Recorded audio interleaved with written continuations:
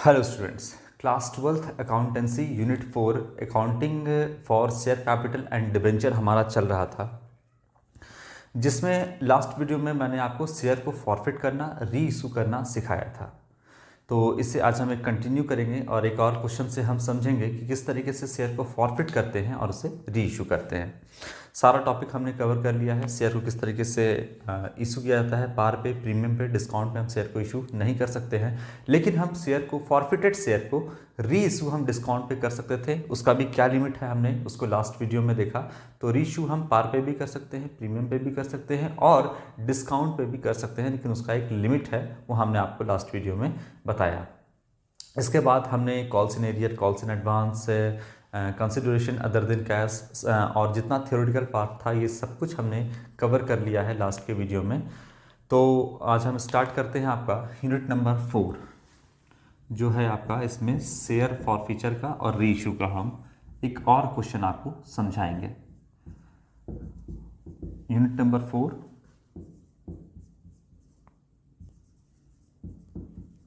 Accounting for share capital and debenture.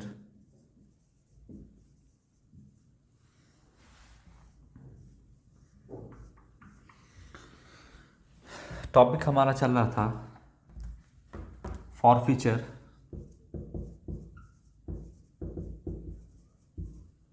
And re issue of forfeited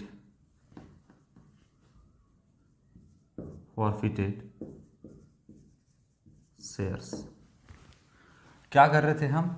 forfeiture कर रहे थे share को। जो शेयर होल्डर अगर किसी भी कॉल का पैसा अलॉटमेंट का ड्यू किया गया है, फर्स्ट कॉल का ड्यू किया गया है, सेकंड कॉल का ड्यू किया गया है, और अगर उसके पैसे को देने से मना करता है, इनकार करता है, तो हम एक अकाउंट ओपन करते हैं, कॉल्स इन एरियर अकाउंट, और उसके शेयर को हम फॉरफिट करते हैं। हम अलॉटमेंट के बाद भी कर सकते हैं, हम फर्स्ट कॉल के बाद भी कर सकते हैं, हम सेकंड कॉल तक भी इंतज़ार कर सकते हैं, उसके बाद भी कर सकते हैं। तो हम जहाँ पर कंपनी ने, अगर मान लो कि फर्स्ट कॉल का पैसा नहीं दिया है, तो उसके इमीडिएट बाद भी हम उसके शेयर को फॉरफिट कर सकते हैं और फिर हम वहाँ पर री इशू भी शेयर को कर सकते हैं।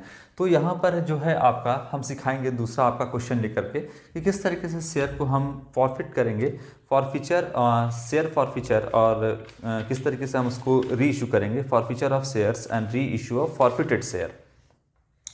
चलिए इसका हम एक क्वेश्चन को देखते हैं। यहाँ पर कहता है आपका, एक सवाल है आपका, X limited invited application for 20,000 shares of ₹10 each payable as under. तो यहाँ पर आपका जो है एक एक्स लिमिटेड कंपनी है जो इनवाइट कर रहा है 20,000 शेयर। एक्स लिमिटेड ने इनवाइट किया है 20,000 शेयर जो कि इशू किया है पब्लिक के बीच में, और एक शेयर का जो दाम है वो यहाँ पर 10 रुपये है।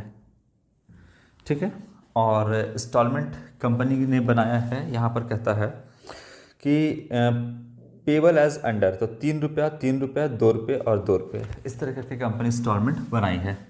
यहाँ पर एप्लीकेशन 3 रुपया, अलॉटमेंट 3 रुपया, फर्स्ट कॉल 2 रुपया और सेकंड कॉल जो है यहाँ पर वो है 2 रुपया। जैसा क्वेश्चन कहती है वैसे वैसे हम करते जाएंगे। इसके बाद क्या कहती है? 3 रुपये, 3 रुपये, 2 रुपये और 2 रुपये। कंपनी यहाँ पर क्या कहती है? कहती है कि first final call was not made by the company. तो यहाँ पर फाइनल कॉल जो है कंपनी का, वो कंपनी ने मेड नहीं किया है, इसको नहीं बनाया गया है। ठीक है, तो जितना कैपिटल में पैसा ट्रांसफ़र होगा वो आपका किसका होगा? एप्लीकेशन का, अलॉटमेंट का, फर्स्ट कॉल का। सेकंड कॉल के बारे में कोई भी इंफॉर्मेशन नहीं है, वो कंपनी ने अभी क्या किया है, बोला है कि not made by the company. तो जैसा क्वेश्चन बोलता है वैसा हम सेकंड कॉल को मेड नहीं करेंगे, सेकंड कॉल का एंट्री हम रहने देंगे। Allotment and first call money due receive from him. अच्छा, आगे लिखता है, and applicants who had been allotted 100 shares fails to pay क्या अलॉटमेंट एंड फर्स्ट कॉल। तो यहाँ पर एक शेयर होल्डर था जिसके पास 100 शेयर था, उसने किसका पैसा नहीं दिया, तो अलॉटमेंट का और फर्स्ट कॉल का पैसा नहीं दिया गया है, इसको नहीं दिया है। His share were forfeited after the first call, और फर्स्ट कॉल के बाद, यहाँ पर फर्स्ट कॉल के बाद उसके शेयर को फॉरफिट कर लिया गया है। ठीक है बात। और आगे लिखता है एंड वेर इमीडिएट री इशूड एट 8.5 पर शेयर, और तुरंत जो है यहाँ पर वो री इशू कर दिया जा रहा है, री इशू किया जा रहा है कितने पे, 8.5 पर। यहाँ पर जो है कंपनी फर्स्ट कॉल के बाद शेयर को री इशू भी कर रही है, और कितने पे, 8.5 पर, ₹8.5 पर कंपनी जो है उसको री इशू भी कर दे रही है। तो फर्स्ट कॉल के बाद जो है शेयर को फॉरफिट भी किया गया और री इशू भी किया गया। 20,000 शेयर जो है कंपनी ने इशू किया था। अब चलिए हम इसका जर्नल एंट्री बनाते हैं। सबसे पहले क्या करेंगे, एप्लीकेशन में तो कुछ भी नहीं है, तो एप्लीकेशन का जर्नल एंट्री हम सिंपल पास करेंगे। लिखेंगे bank account debit to share application account. कितना कंपनी ने शेयर इशू किया है, 20,000, 20,000 शेयर इनटू एप्लीकेशन का पैसा कितना है इंस्टॉलमेंट का, ₹3। तो यहाँ पर जो पैसा एप्लीकेशन का रिसीव होगा वो 60,000 रुपये कंपनी को एप्लीकेशन का पैसा रिसीव हुआ। अब इस पैसे को कंपनी क्या करेगी, शेयर कैपिटल में ट्रांसफ़र कर देगी। तो ट्रांसफ़र करने के लिए हम शेयर एप्लीकेशन अकाउंट को डेबिट करेंगे। यहाँ हम लिखते हैं शेयर एप्लीकेशन अकाउंट डेबिट, और ट्रांसफ़र कर देंगे इसको हम शेयर कैपिटल में। क्लियर है बात। 60,000 रुपये हो गया, ये एप्लीकेशन का था। इसके बाद हम क्या करेंगे, अब अलॉटमेंट को पहले ड्यू करेंगे। देखिएगा कॉल्स इन एरियर जो है हमेशा वो रिसीव के एंट्री में होता है, तो हम रिसीव के एंट्री में he calls in arrear account open करेंगे। अलॉटमेंट को हम जितना शेयर है और जितना इंस्टॉलमेंट का रेट है उससे फुल अमाउंट से हम ड्यू करेंगे। तो यहाँ पर हम लिखेंगे ड्यू करेगी क्या पहले company, share allotment account debit, और ट्रांसफ़र कर दें, मतलब इस पैसे को लिखेगी कहाँ कंपनी, शेयर कैपिटल में भी। तो शेयर कैपिटल अकाउंट कंपनी ने ड्यू किया। कितना शेयर है कंपनी के पास, 20,000 शेयर इशू की है, और ड्यू कितने से करेगी, तो अलॉटमेंट है ₹3 का। यहाँ पर ₹3 से कंपनी जो है वो 60,000 से फिर से ड्यू कर दी। थोड़ा सा हम जगह बचाएंगे, ठीक है, रहने देते हैं। 60,000 से कंपनी ने क्या किया, ड्यू कर दिया यहाँ पर अलॉटमेंट को। अब बात आएगा पैसा रिसीव करने की। तो अलॉटमेंट के पैसे को हम रिसीव करेंगे और लिखेंगे बैंक अकाउंट, क्या करेंगे, बैंक अकाउंट को हम डेबिट करेंगे। सबसे पहले जैसे एंट्री पास करते थे यहाँ लिखोगे बैंक अकाउंट डेबिट, और शेयर अलॉटमेंट को क्रेडिट करते थे, यहाँ पे आप लिखोगे टू शेयर अलॉटमेंट अकाउंट। 60,000 से डेबिट है, 60,000 से क्रेडिट करेंगे। कंफ्यूज होने की ज़रूरत नहीं है, जो डेबिट था उसको क्रेडिट करेंगे। इसके बाद ये पैसा पूरा रिसीव होना था बैंक में, लेकिन बट ऑब्वियस है कि यहाँ पर अलॉटमेंट का पैसा 100 शेयर होल्डर जिसके पास था, शेयर एप्लीकेंट जो था जिसके पास 100 शेयर था, उसने क्या किया, अलॉटमेंट का पैसा नहीं दिया। 100 शेयर के हिसाब से, 100 शेयर ₹3 के हिसाब से पैसा नहीं दिया। तो ऑब्वियसली यहाँ 60,000 रुपये तो रिसीव होगा नहीं, तो हम यहाँ पर एक अकाउंट ओपन कर देंगे। लिखेंगे calls in arrear, calls in arrear account. 100 share था एक शेयर होल्डर के पास, जिसने कितना पैसा नहीं दिया, अलॉटमेंट का 3 रुपया नहीं दिया, तो 300 रुपये कंपनी के पास नहीं आया। 3 रुपये के हिसाब से 100 शेयर, 300 रुपये कंपनी के एरियर हो गया, तो पैसा आया कितना, 59,700 कंपनी को रिसीव हुआ। कंपनी चाहती तो यहाँ पर भी शेयर को फॉरफिट कर सकती थी, लेकिन एक और मौका दिया कंपनी ने, फर्स्ट कॉल को भी मेड किया। देखिए, जो आपका कैपिटल में ट्रांसफ़र किया गया है वो पूरा 20,000 शेयर से कैपिटल में ट्रांसफ़र किया गया है, जबकि यहाँ पर एक शेयर होल्डर जिसके पास 100 शेयर था उसने अलॉटमेंट का पैसा नहीं दिया, लेकिन फिर भी उसके पैसे को कैपिटल में ट्रांसफ़र किया गया है। इसके बाद कंपनी जो है वो फर्स्ट कॉल मेड करेगी। करते हैं यहाँ पर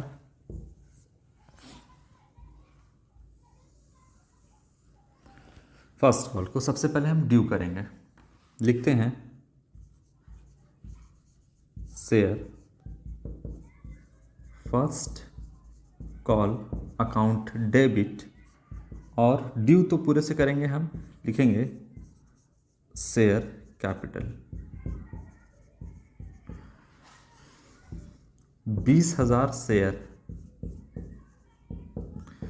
फर्स्ट कॉल का जो पैसा है आपका वो 2 रुपये इंस्टॉलमेंट का रेट है, तो 2 रुपये के हिसाब से 40,000 से कंपनी ड्यू करेगी। अब पैसा कंपनी को रिसीव करना है। लिखेगी company bank account debit to share first call account को क्रेडिट करेगी। लिखेगी शेयर फर्स्ट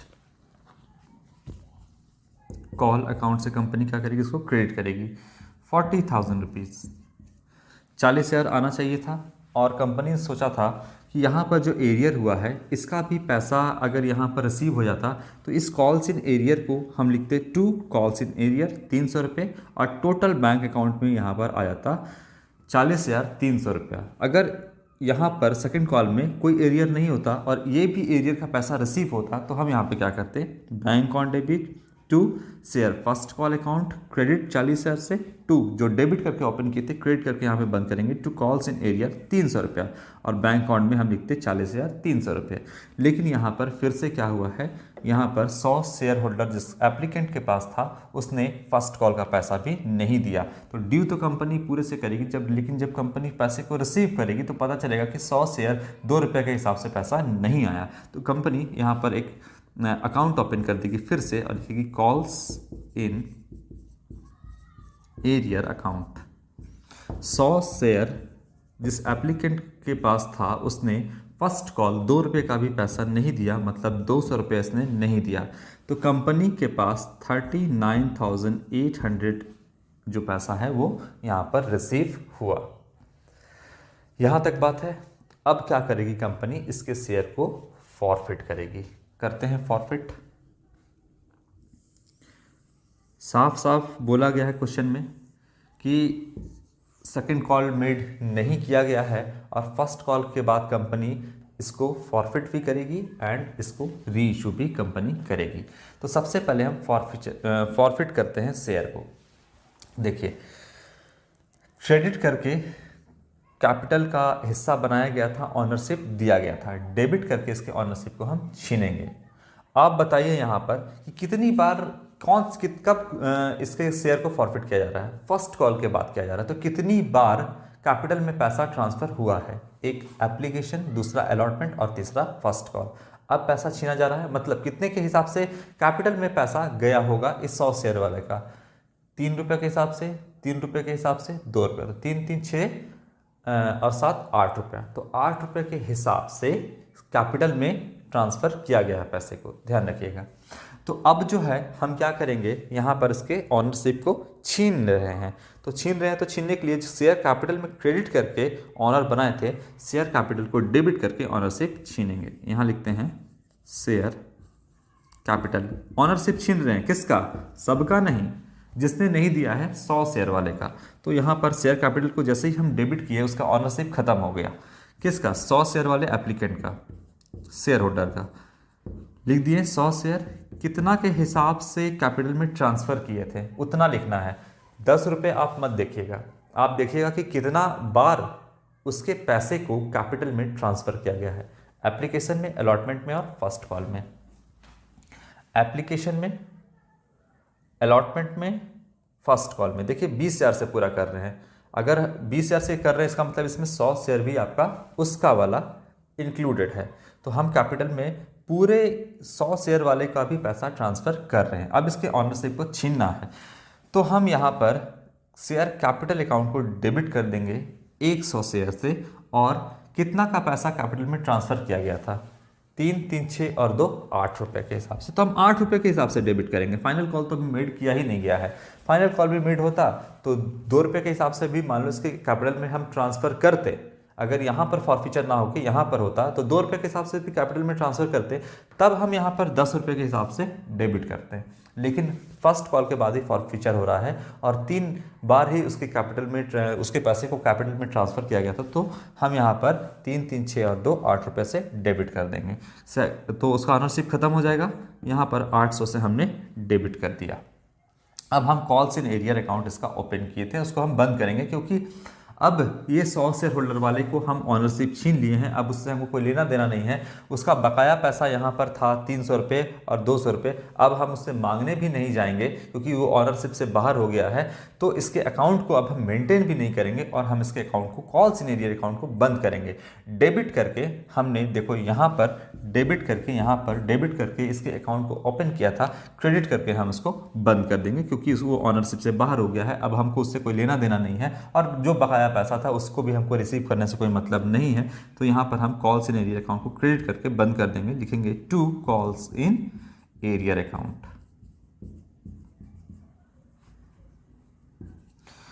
कितने से डेबिट करके ओपन किया था?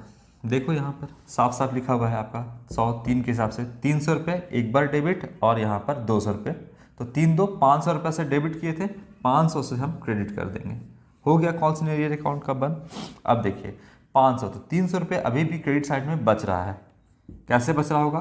कौन से अकाउंट में हम इसको ट्रांसफर करेंगे? बचा हुआ पैसा कंपनी को 8,000 से कैंसिल कर दिया, यहाँ पर 500 रुपये का एरियर अकाउंट बंद कर दिया। लेकिन ये 100 शेयर जिसके पास था उसने एक इंस्टॉलमेंट का पैसा दिया था, एप्लीकेशन का पैसा दिया था, वो कंपनी अब वापस नहीं करेगी उस पैसे को और उस पैसे को एक जगह पे इकट्ठा रखेगी और एक अकाउंट ओपन करेगी, share forfeiture account. Share for feature account open करेगी और या तो बैलेंस करके 300 लिख दो या फिर कितना शेयर है तो 100 शेयर जब्त कर रही है कंपनी और कितने का पैसा दे दिया था, एप्लीकेशन का पैसा दे दिया था जो कंपनी नहीं वापस करेगी, वो 100 शेयर का 3 के हिसाब से 300 रुपये। क्लियर है बात? तो 300 रुपये के हिसाब से यहाँ पर कंपनी ये पैसा रख ली अपने पास। ठीक है बात? अब कंपनी क्या कह रही है कि जो फॉरफिट किया गया शेयर था ना उसको कंपनी 8.5 रुपये पर क्या कर रही है? री इशू कर रही है। ठीक है, अब हम री इशू करते हैं।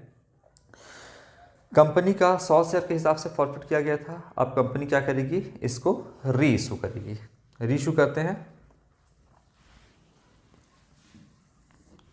क्या एंट्री पास करेंगे देखते हैं। 8.5 रुपये के हिसाब से कंपनी यहाँ पे री इशू कर रही है। बैंक अकाउंट डेबिट और यहाँ पर टू लिखेंगे, टू शेयर कैपिटल। कंपनी के बैंक में पैसा आएगा और कंपनी क्या कर रही है? इसको री इशू कर रही है, मतलब दे रही है। तो फिर से कैपिटल जो घटा था वो कैपिटल बढ़ जाएगा। यहाँ पर हम लिखेंगे शेयर कैपिटल अकाउंट। बताइए कितने से कैपिटल घटा था? 108 रुपये के हिसाब से, 10 रुपये के हिसाब से नहीं क्योंकि सेकंड कॉल मेड नहीं किया गया है। तो 8 रुपये के हिसाब से यहाँ पर कंपनी ने डेबिट किया था, कैपिटल कम हुआ था। तो 8 रुपये के हिसाब से कैपिटल बढ़ना भी चाहिए।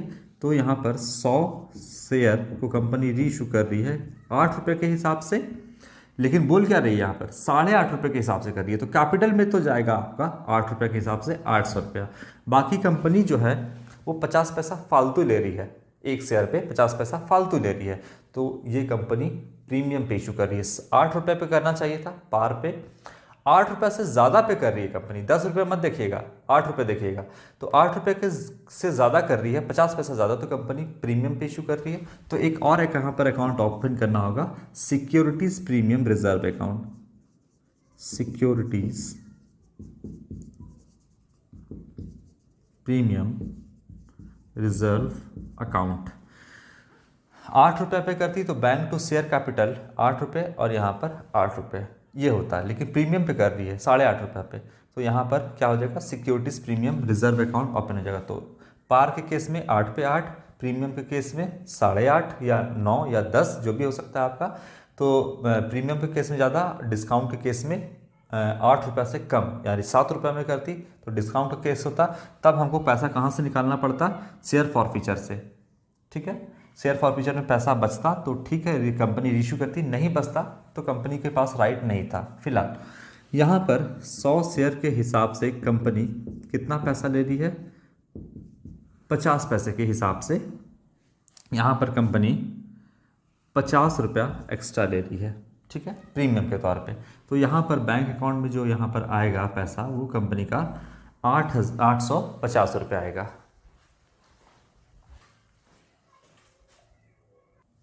850 रुपये यहाँ पर कंपनी का बैंक अकाउंट में आ गया है पैसा।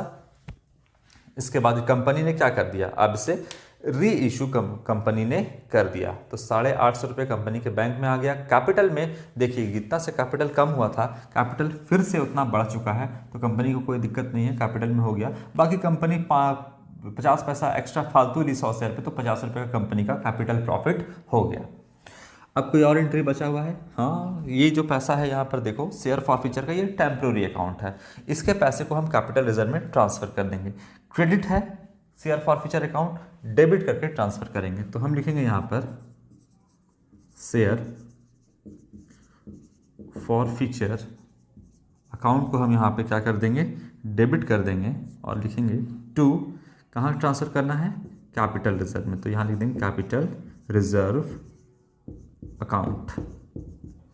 300 रुपया है, 300 से इसको डेबिट करेंगे और पैसा कहाँ ट्रांसफर हो गया, कैपिटल रिजर्व में, कैपिटल रिजर्व अकाउंट में 300 रुपये, ठीक है। तो इस तरीके से कंपनी जो है शेयर को फॉरफिट करती है, री इशू करती है। यहाँ तक आप लोग को पढ़ना था इस बार के एग्जामिनेशन के लिए, टॉपिक यहाँ तक आपका कवर हो गया है। अब जितना भी ऑब्जेक्टिव क्वेश्चन बनता है आप उसको बनाओगे, सॉल्व करोगे, प्रैक्टिकल क्वेश्चन भी बनाओगे।